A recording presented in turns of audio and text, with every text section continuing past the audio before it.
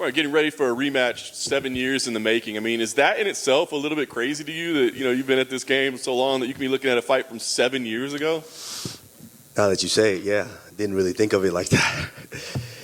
Yeah, I mean, Leon's a tough guy. I always knew that skillful fighter. And I always knew that he would make his way through the division. I didn't know how far he would get, but, he's here now, so we got to deal with him.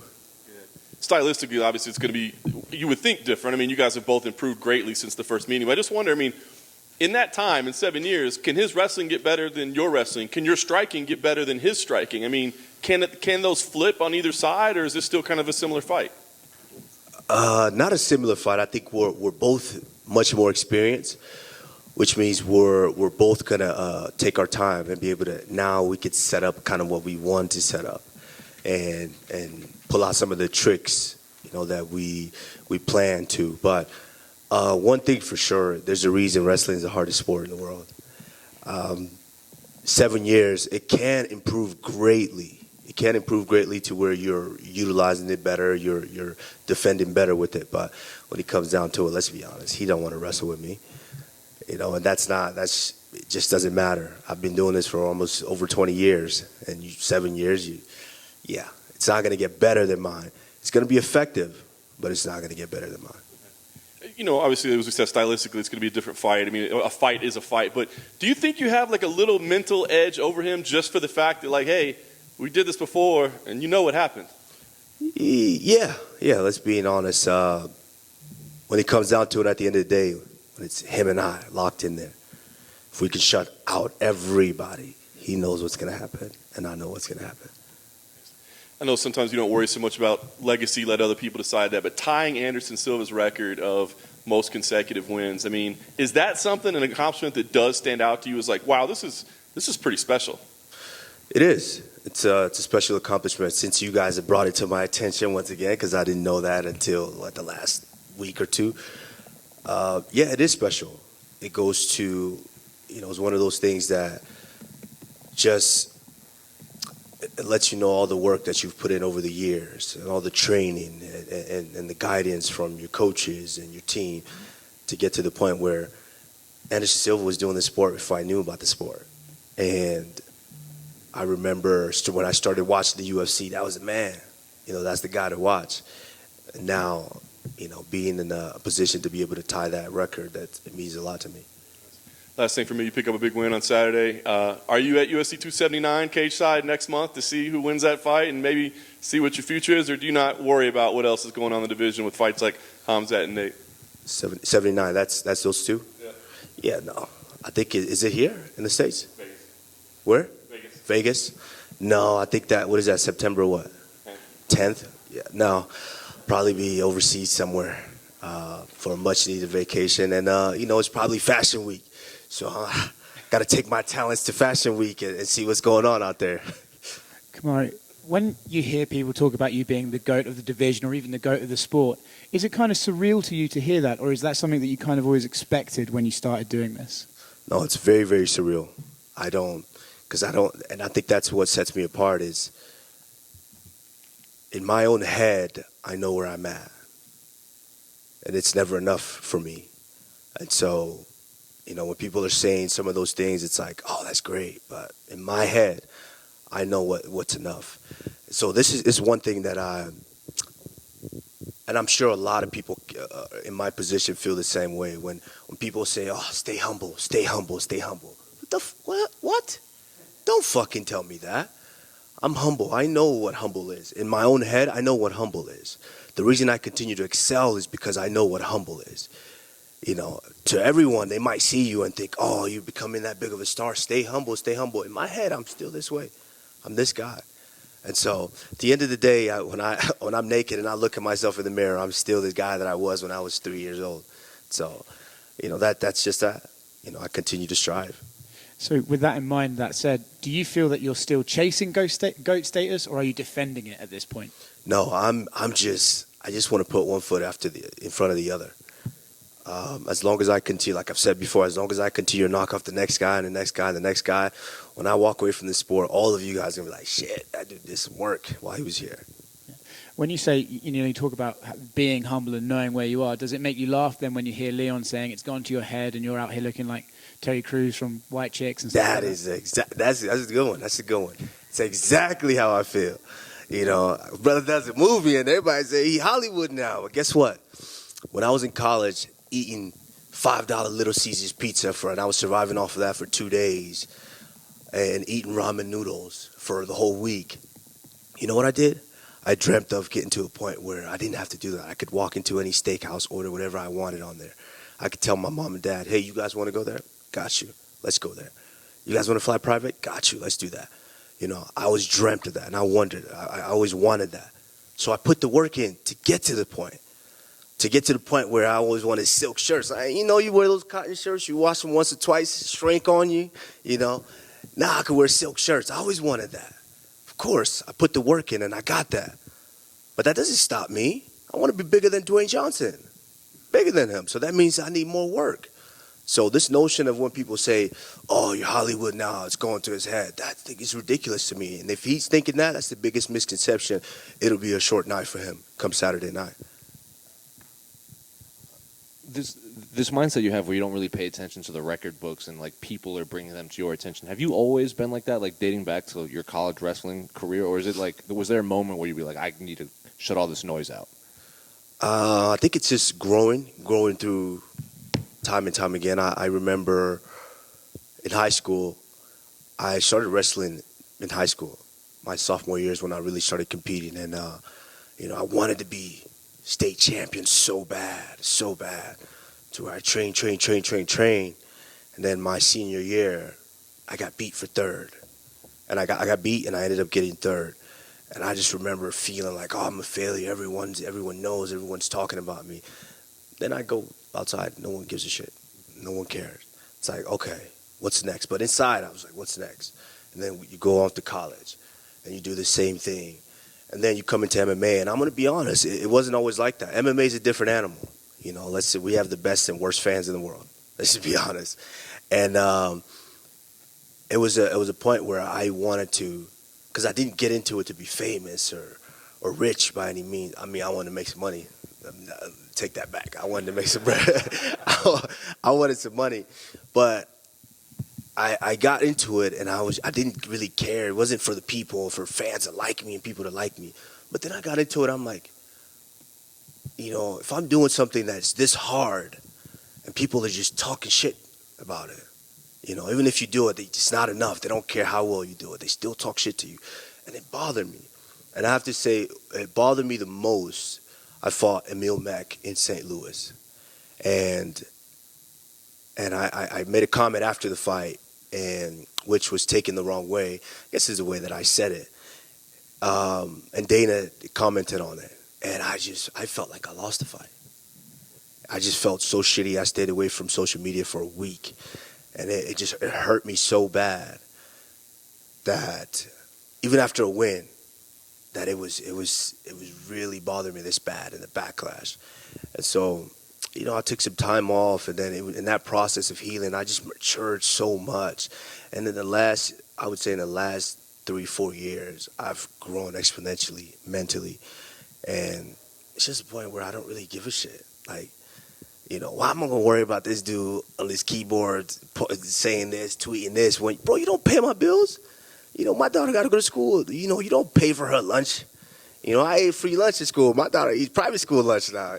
Somebody got to pay for that. So if they're not doing it, why am I worried about their opinion? So, it took a lot of growing.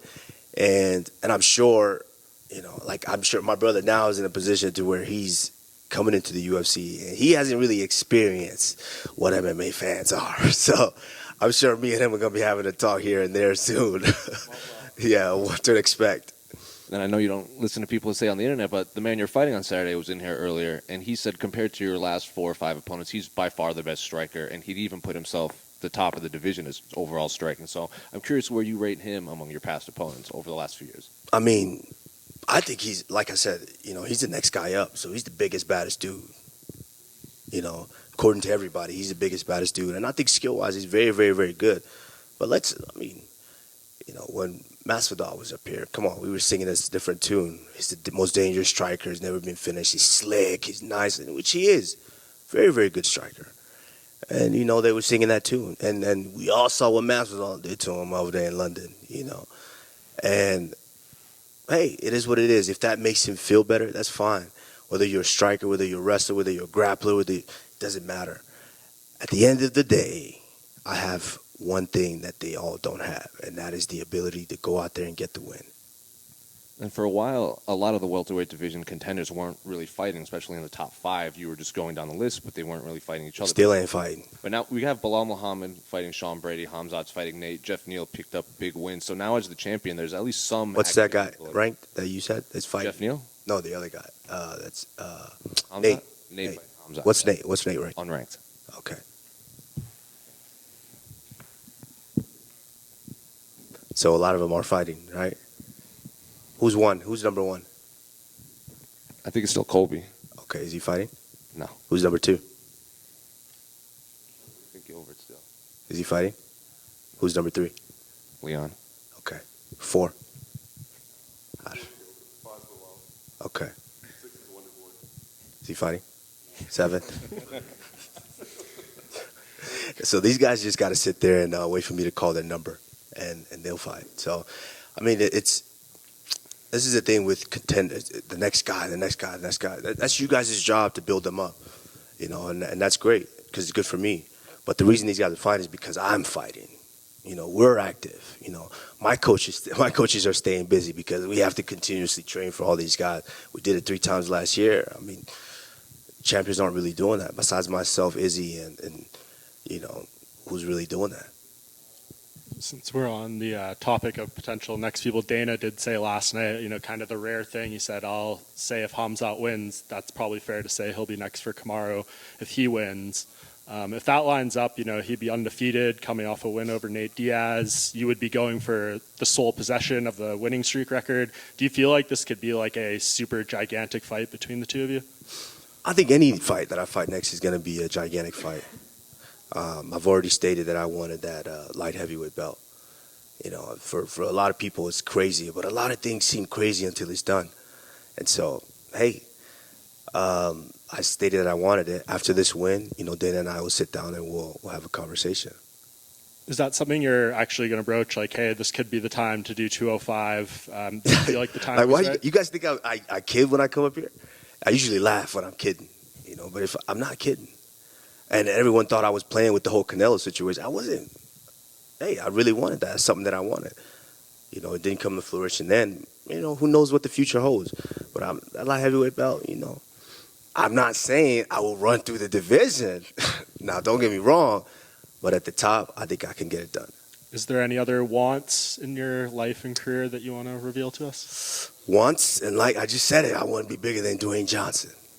So, and I want his bankroll too. So. And one question for you. Nate Diaz, he's fighting Hamzat. This is probably going to be his last fight in the UFC. What do you think the legacy he leaves behind in the sport is, or in the UFC? 2 scrappers, a gamer. He's always a gamer. He was always a scrapper himself and his brother. I respect all everybody who's willing to get in here, to train and get in here and compete and have success. Like, I respect everyone, and I respect him and his brother. Unfortunately, we didn't get to step in there and duke it out together. But I have full respect to them, and more power to him, and good luck with him and in his future career. And last thing from me, I know the time off is largely being due to the hand and stuff, but at the press conference, your last fight, you had that really powerful quote about wanting to spend time with your daughter and kind of, attend that part of your life. How, significant has that been during this time off, and how refreshed do you maybe feel due to, spending that time with her? It's crazy. That's a good question. It's crazy because it's a double-edged sword, because that's my world. I want to spend a ton of time with her. But while I'm home and I'm spending, I literally was a soccer dad. I'm telling you, I'm getting up at 6 a.m., getting her ready, dropping her off at school, and then, I go train and come back and do a couple of things in the house. I'm kind of a clean freak, so I'm cleaning the house, do a couple of things. Then it's 2:30, time to go pick her up again, pick her up from school. Now it's her time. Got to drive her to tennis practice, then pick her up, make dinner, and all this. So I was pretty much doing that for a while. But after a while, it's like, damn, I'm kind of bored here.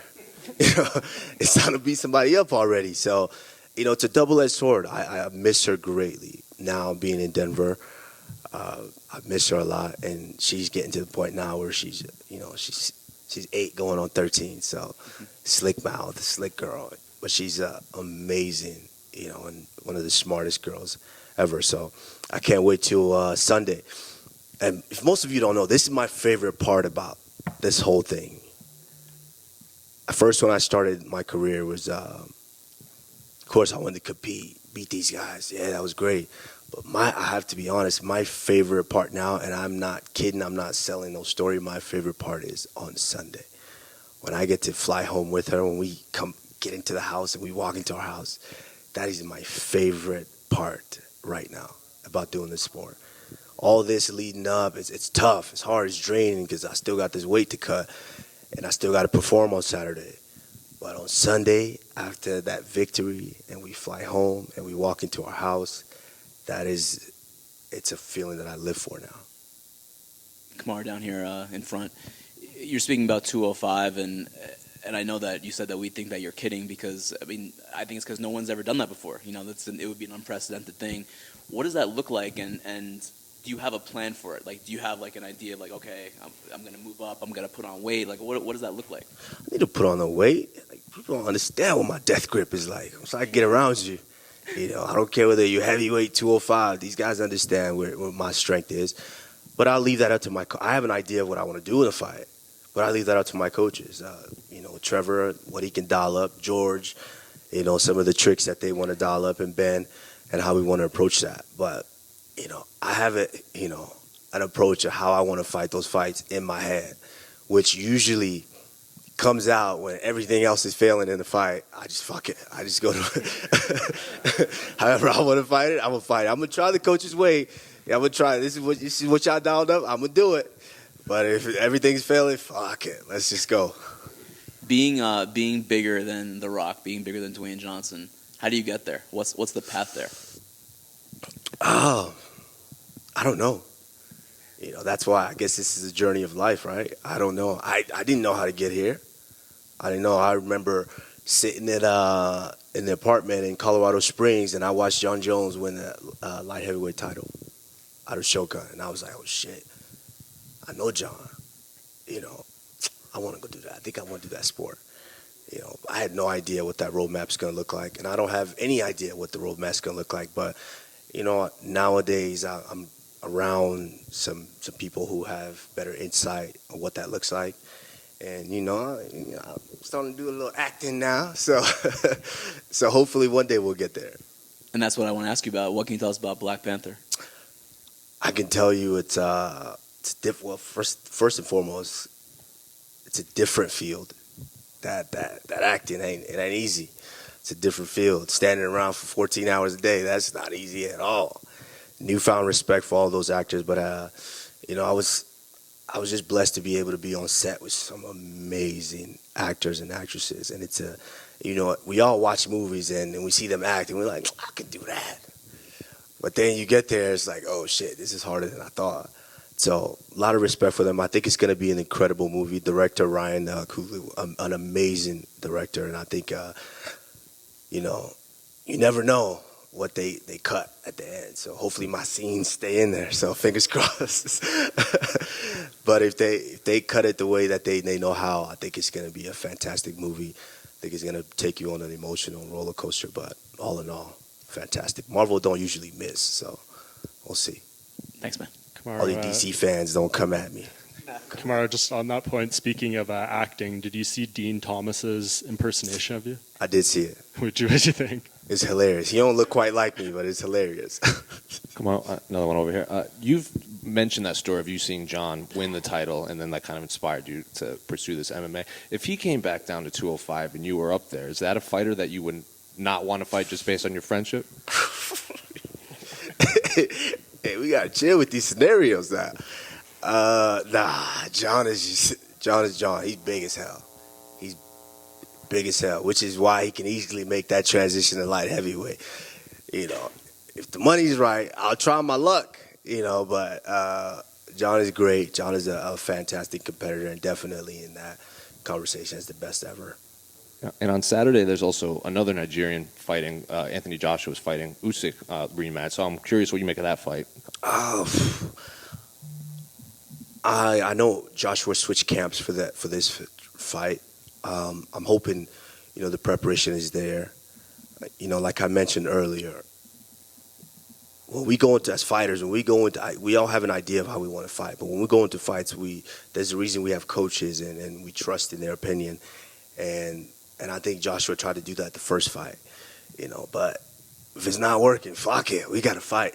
You bring out that Nigerian dog and you go out there and get the win somehow. So I'm hoping he has that mentality and that attitude. And if he does, we could see the belts come back to him. You mentioned your brother briefly the other night when he earned that contract. First, how proud of his accomplishment, how nerve-wracking, if there were any nerves for you, and what's the possibility in the future we see two Usmans holding belts up there? I mean, it's been, first and foremost, it's been a while since I cornered someone. A few months. I think the last one really that I felt, Francis' fight was great. I think when Francis won the belt, it felt like that.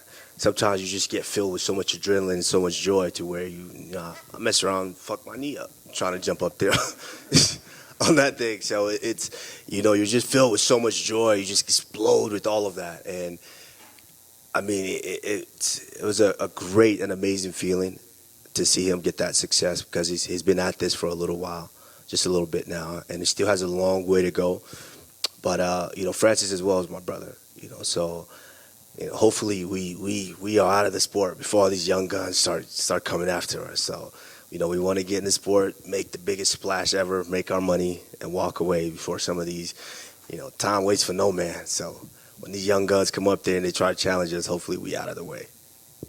And lastly, as a guy that's never owned a silk shirt, you mentioned the cotton shrinks. Does the silk It's not nice. shrink? It's nice. It's nice. You feel this on the skin, you never go back. But I still rock with the cotton though. So cotton, whoever, fabric of our lives. So I cut a promo for you. So call my manager, Ali Abdelaziz. We could do something. I still rock with cotton though. I train with it. Appreciate you, champ. Kamaru, front row on your right. Yeah. As someone who's actually familiar with the Mountain Time Zone, what was your reaction to finding out that 278 was coming to Salt Lake City and that you'd be headlining here for the first pay-per-view in Salt Lake City ever? Initially, I was like, okay, but at the end of the day, my paycheck doesn't really change. It stays the same. So, we just get to come out here and give Salt Lake City a treat. And if this fight goes anything like I'm imagining, we're going to give them a tremendous fight that they will never forget in Salt Lake City. I was speaking to Steve Seiler, former UFC fighter who was on Team Mayhem on The Ultimate Fighter back in the day. He was referencing, you being an assistant coach on that team, kind of learning MMA, seeing you put on the gloves for the first time. His words were, you were not the lion then yet that you would become. When you think back to those early days, what got you kind of through your beginning in the UFC to the point where you are now? First of all, shout out to Steven Seiler. I mean, tough kid, tough dude. I think we managed him at some point too, didn't we, Ali? Yes. Yeah, Steven Seiler, good fighter, really, really good fighter. I always had the lion inside. The only thing was, it came out in different forms. If you ever see me in certain wrestling matches, I bring the dog out. But in MMA, it's a little different. You got to learn how to kind of hone that lion. It's kind of what we're about over in Denver at Onyx with Trevor. What hones you on the inside. The lion's always been in there. Just got to have to hone it and be able to be in a position and finding a way to bring it out when it's necessary. We saw in those, especially that first Covington fight. I was battling a lot physically and mentally going into that fight. But hey, when it calls for time to bring that dog and that lion out, I'm pretty good at finding them. Real quick, I just wanted to say we're super excited for this fight, given that it's our first big fight ever here in Salt Lake. What are your impressions so far of our city? I love the Midwest. I love the Salt Lake. Well, I guess Mountain Time. So, but you guys are close enough. Yeah. You guys that. But I love it here. I love it in Nebraska and Colorado. I love all these cities because it's not the biggest, but it's not the smallest. It's just enough for everyone. And I love the people. Good people. With good values and good, just homegrown. And that's what's important to me, especially now being in the age where I was at. Now, if you ask me this question at 23, I want to be in Miami. But, these are kind of the things that are important to me now, family and, a good environment to be able to raise family and just be a good human. And do you think training in Denver, where the elevation's even higher, is going to give you an edge on this fight? I don't know. What gives me an edge is my will, and when push come to shove, and we start digging, both of us, we all know my shovel's bigger than everybody in the division.